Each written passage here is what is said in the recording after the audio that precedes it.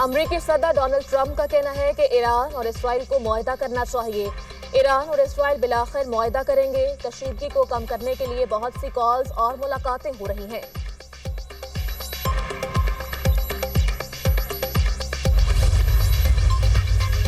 ایران کے اسرائیل پر بھرپور جوابی حملے، 13 افراد ہلاک، 200 سے زائد زخمی، 35 اسرائیلی لاپتہ۔ ایران نے اسرائیلی شہروں پر 100 سے زائد بیلسٹک ہائپر سونک میزائل اور ڈرونز طاق دیے۔ تل ابیب، یروشلم، حیفا، ایلات اور بیت یام میں بڑے پیمانے پر تباہی، عمارتیں ملیہ میٹ، درجنوں افراد ملبے تلے دب گئے۔ اسرائیل میں ہر طرف خوف و ہراس، حیفا میں اسرائیل کی میزائل فیکٹری اور فوجی تنصیبات تباہ۔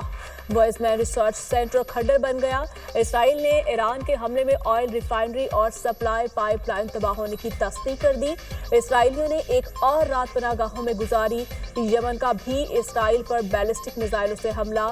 ایران اب اور زیادہ تیاری کے ساتھ اسرائیل پر فیصلہ کن اور مؤثر حملے کرے گا۔ اسرائیلی حملوں کے بعد ایرانی فورسز نے جامع بھرپور جواب دیا۔